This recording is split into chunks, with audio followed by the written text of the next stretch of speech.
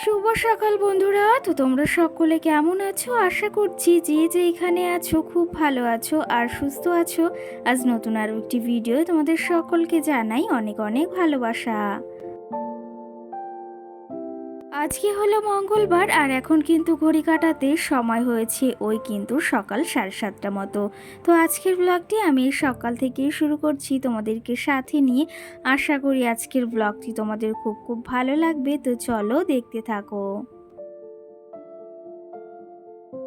আজকে কিন্তু সকালে যথারীতি ঘুম থেকে উঠেছি ওই 6টার সময়, কিন্তু একদম পাক্কা 6টায় ঘুম থেকে উঠে যথারীতি সমস্ত সংসারের কাজবাজ সেরে নিয়েছি আর তারপরেই স্নানটাও সেরে নিয়েছি। রোজকারের কাজগুলো তো করতেই হবে, তার ভেতর এই যে স্নানটা তো রোজ আমাকে সকালেই সারতে হয়। তো সেই ক্ষেত্রে সকালে এই যে স্নানটা সেরে একদম এই যে নাইটিটা পরে নিয়েছি। আজকে আর কিন্তু শাড়ি বা চুড়িদার কিছুই পরিনি, কারণ কি জানো তো আজকে প্রচণ্ড প্রচণ্ড পরিমাণেই কটা দিন ধরে গরম পড়ছে আর আজকেও কিন্তু তেমনই গরম পড়েছে। আর সেই অনুযায়ী মাঝে মধ্যে এই যে নাইটি তো পরেই থাকি, আর আজকে ভাবলাম এই নাইটিটাই পরি। কি জানো তো এই প্রচণ্ড গরমে যা এত খারাপ অবস্থা হয়ে যাচ্ছে সেটা আর কি বলবো। কিন্তু চাও সেই চুলগুলো ছেড়ে রেখেছি। কি জানো তো এই যে চুলগুলো একটু ছোট করেছি, এতে যে তোমাদের কেমন লাগছে সেটা অবশ্যই জানিও। কি জানো তো চুলের আগাটা অনেকটাই পাতলা হয়ে গিয়েছিল, তার জন্য কিন্তু চুলটা আমি অনেকটা ছোট করে ফেলেছি। ওই যে আবার তো একটু বড় হবেই, একটু কি সময়ের সাথে সাথে তো অবশ্যই বড় হবে। তো যাই হোক, ওইদিকে আমি ঘরের কাজগুলো সমস্ত মিটিয়ে আমি সিঁদুরটাও পরে নিয়েছি। সঙ্গে এই যে তারপরে চলে এসেছি রান্নাঘরে, রান্নাঘরটা একটু গুছিয়ে নিচ্ছি, কারণ যে থালা বাসনগুলো ধুয়েছিলাম বাসিগুলো সেগুলোকেই আর গোছানো হয়নি। তো সেগুলো এসে এখন সমস্ত জায়গা মতো গুছিয়ে রাখছি। এরপরে আবার চাটা বসাবো, আর আজকে না সকালবেলা একটু রুটি করব।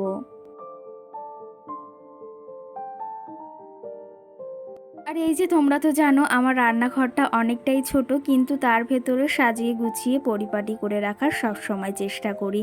যতটুকু আমার আছে ততটুকু দিয়েই কিন্তু নিজের সংসারটাকে সুন্দরভাবে গুছিয়ে রাখতে জানতে হয়।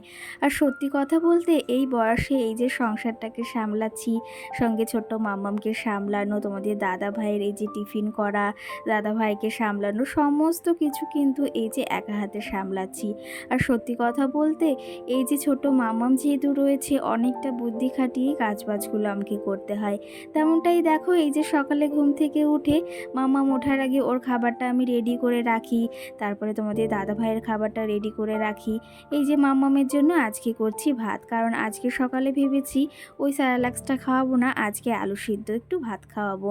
তো তার জন্যই ওর প্রেশার কুকার, ওটা কিন্তু ওরই প্রেশার কুকার, ছোট্ট একটা প্রেশার কুকার, ওতেই কিন্তু ওর ভাতটা বসিয়ে দিয়েছি।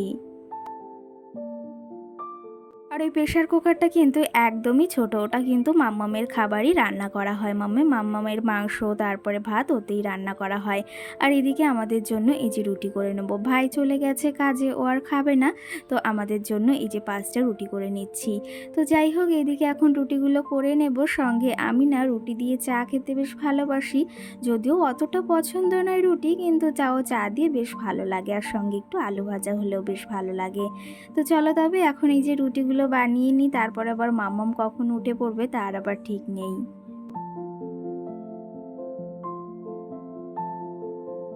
কি জানো তো সবসময় চেষ্টা করি মাম্মাম ঘুম থেকে ওঠার আগে ওই যে সমস্ত সংসারের কাজবাজ সেরে নিতে, না হলে ও উঠলে ওর পেছনে সময় দিতে হয়, আর তাতে কিন্তু অনেকটা সময়ও চলে যায় আর প্রচণ্ড পরিমাণে খাটনিও হয়ে যায়। ও ঘুমিয়ে থাকতে থাকতে আমি কিন্তু দিব্যি সমস্ত কাজ করে ফেলতে পারি, আর তারপরে ওই যে মাম্মামকে একটু সময়ও দিতে পারি, আর অতটা কষ্টও হয় না, একদিকেই থাকা যায়। না হলে এই যে মাম্মামের পেছনে দৌড়াতে হয়, আবার রান্নাঘরের দিকে আসতে হয়, একটা হিবিজিবি ব্যাপার হয়ে দাঁড়ায়। তো সেই ক্ষেত্রে ও ওঠার আগে কিন্তু আমি রান্নাবাড়াগুলো সেরে রাখার চেষ্টা করি যতটুকু আমি পারি। এদিকে আজকে সকালে যেহেতু রুটি করছি, তার সঙ্গে কিন্তু একটু পাতাকপি রান্না করব। সেই তোমাদের দাদাভাই আগের মঙ্গলবারে এনেছিল, সেটা আর খাওয়া হয়নি। ওই যে চলে গিয়েছিলাম দিদি বাড়িতে, তো বাড়িতে কেউ ছিল না, আর ওরা তো খেয়েছিল আমার শ্বশুর বাড়িতে। তো সেই ক্ষেত্রে আর বাড়িতে রান্না করা হয়নি। আর এই যে তারপরে বাড়িতে এসে এখন তো রান্নাবাড়া সমস্তটাই করতে হবে। একদিন বাড়িতে এসেছি। আর সত্যি কথা বলতে বাড়িতে না থাকলে না বাড়ির যে কী অবস্থা হয় সেটা আর কি বলবো। একটা মেয়েই জানে বা একজন গৃহবধূই জানে তার সংসারটাকে সে কতটা যত্ন সহকারে গড়ে তোলে। তো যাই হোক, এইদিকে দেখো রুটিটাও প্রায় শেষের মুহূর্তে। আর আমি কিন্তু একদম পাতলা পাতলাই রুটি করি, খেতে বেশ ভালো লাগে জানো তো, রুটিটাও বেশ সফট হয়। আর ওই যে মোটা মোটা রুটিগুলো না একদম ভালো লাগে না, ছিঁড়তেও কেমন একটা লাগে। তো আমি চেষ্টা করি সবসময় একটু পাতলা পাতলা রুটি বানানোর। তো এদিকে তো আমার রুটি বানানো কমপ্লিট হয়ে গেছে, সঙ্গে কিন্তু আমার চাটাও বানিয়ে নিয়েছি। তোমাদের দাদাভাই যেহেতু চাটা অতটা পছন্দ করে না, আর ও যেহেতু এখন ঘুমিয়ে রয়েছে, ওকে কিন্তু আমি একদমই ডাকবো না, কারণ ওকে ডাকলে ওর ঘুমটাও হবে না। আর আজকে যেহেতু ছুটির দিন, সেহেতু ডাকলে ওর ঘুমটা অনেকটাই মানে হয়ে যাবে। তো সেই ক্ষেত্রে আমার প্রচণ্ড পরিমাণে সকালে কিন্তু খিদে পেয়েছে, তার জন্য আমি এখন রুটি দিয়ে চাটা খেয়ে নেব, আর ও যখন উঠবে তারপরেই ওকে দেবো। তো চলো তবে তার আগে ওষুধটাও খেতে হবে, একটু জলও খেয়ে নিচ্ছি। কি জানো তো, সকালে কোনো খাবার খাওয়ার আগে কিন্তু ওষুধটা তো খেতেই হয়, আর তার পাশাপাশি এই জলটা না খেলে না একদমই কিন্তু ভালো লাগে না।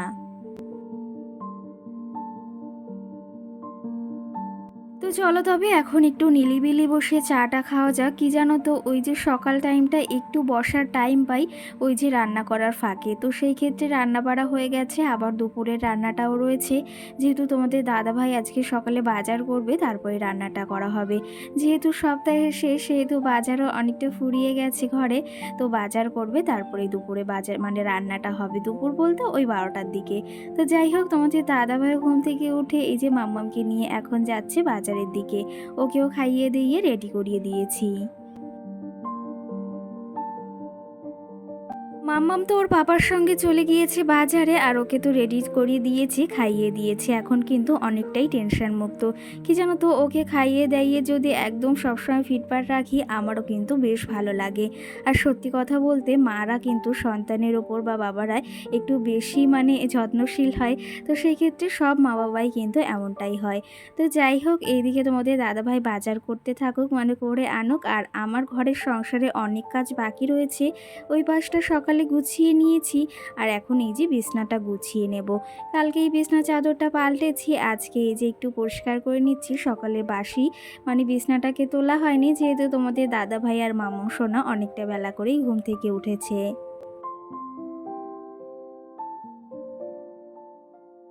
তো যাই হোক, এইদিকে দেখো আমার এই ছোট্ট স্বর্গটাকে গুছিয়ে নিয়েছি। সত্যি কথা বলতে এই যে আমার ছোট্ট স্বর্গটা কিন্তু তোমাদের অনেকের খুবই খুবই পছন্দ। আর সেটা ভেবেও আমার কিন্তু বেশ ভালো লাগে যে তোমাদের মানে মনের মতো পছন্দ মতো করতে পেরেছি। আর সত্যি কথা বলতে আমার এখানে আসলে না হাজারো দুঃখ কষ্ট থাকুক, এই বিছনাটায় শুলে কিন্তু একদমই নিমেষে দূর হয়ে যায়। যতই আমার ছোট্ট একটা খাট বা ছোট্ট একটা ঘর থাকুক না কেন, কিন্তু এখানে কিন্তু আলাদাই শান্তি আছে। একটা বাস্তব কথা কি জানো তো, মানসিক শান্তি যদি মনের ভেতর থেকে না আসে না, তাহলে কিন্তু কোনো কিছুতেই শান্তি পাওয়া যায় না। মানসিক শান্তিই কিন্তু আসল বড় শান্তি।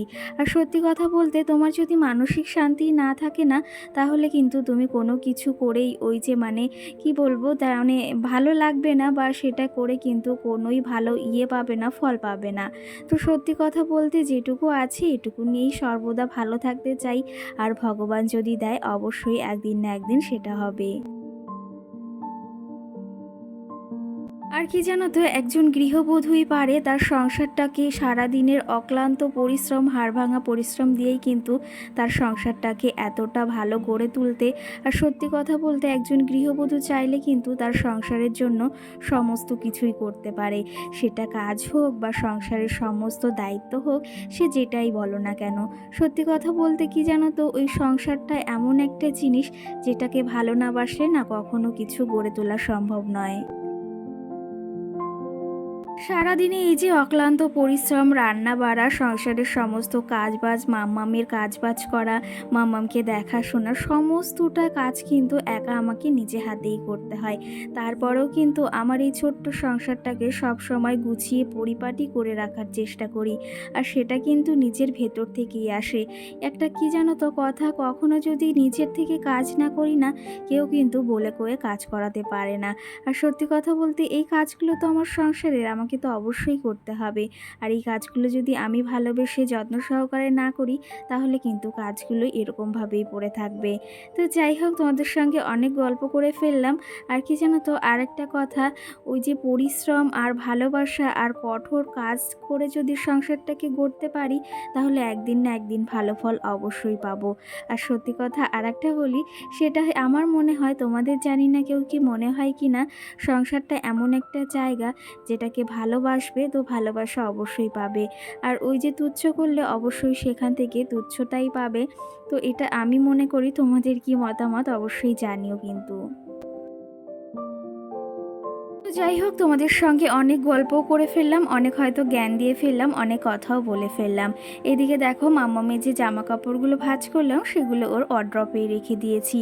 ওই যে ওর ওয়ারড্রপটা আনার পর থেকে ওখানেই কিন্তু ওর সমস্ত জামা কাপড়, মানে ওর যে সমস্ত জিনিসপত্র রয়েছে সমস্তটা কিন্তু ওখানেই রাখা হয়। আর সেগুলো কিন্তু সবসময় পরিপাটি করে রাখার চেষ্টা করি। রোজের কাজ যদি রোজ করে ফেলি না তাহলে কিন্তু আমাদের অতটা কষ্ট হয় না। আর এরকম করেই তাহলে ঘরটা সুন্দর পরিপাটি করে সাজানো থাকে। আর ওই যে কাজগুলো ফেলে রাখলে কিন্তু ঘরটা আরও বেশি এলোমেলো আর সঙ্গে একদম বাজেই দেখা যায়। এই পাশটাকে দেখো সুন্দর করে গুছিয়ে নিয়েছি। কেমন লাগছে অবশ্যই একটা কমেন্ট করে কিন্তু তোমরা জানিও।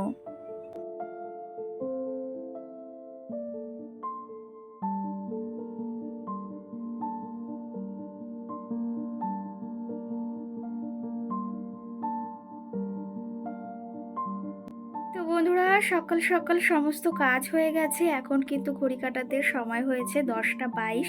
10:30 বাজে। মাম্মামকে খাইয়ে দিয়েছি। সকালের জন্য আলু সিদ্ধ ভাত করেছিলাম, ওটা খেয়ে ওর বাবার সঙ্গে গেছে বাজারে। আজকে যেহেতু মঙ্গলবার, ওর বাবার সঙ্গে একটু মঙ্গলবার হলে ঘুরতে বের হয়। তো যাই হোক, আমি সকালে আজকে রুটি করেছিলাম। তোমাদের দাদাভাই এখনও খায়নি, আমারটা খাওয়া হয়ে গেছে। ওই চা দিয়ে খেয়েছি। আমি চা দিয়ে রুটি খেতে ভালোবাসি, এমনি রুটিটা অতটা পছন্দ হয় না।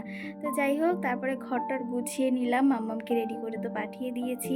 আর এদিকে আমার ঘরটা তো গুছিয়ে নিয়েছি, তোমাদের দেখিয়ে দিলাম।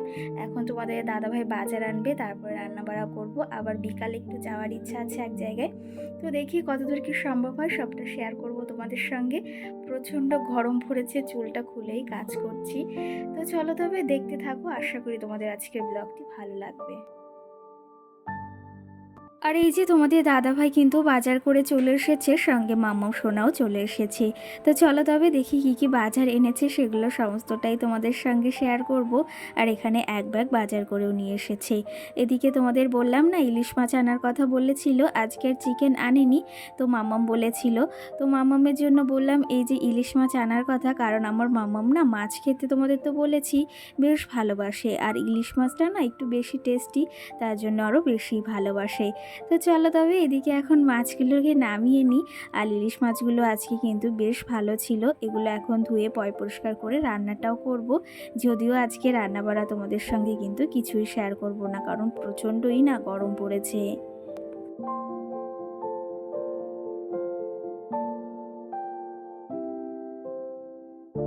আর এই যে দেখো, বাজার থেকে ফুলকপি এনেছে। এখন কিন্তু ফুলকপি খেতে বেশ ভালো লাগে। নতুন নতুন উঠেছে না, অনেক দিন আগেই উঠেছে। আজকে তোমাদের দাদাভাইকে বললাম ফুলকপি নিয়ে আসবে একটা, তো সেখানে দুটো নিয়ে এসেছে। আর এই যে নানা ধরনের সবজিও নিয়ে এসেছে। আর কি জানো তো, এই সবজিগুলো যেগুলো আমি বেশ পছন্দ করি সেগুলোই কিন্তু তোমাদের দাদাভাই নিয়ে আসে।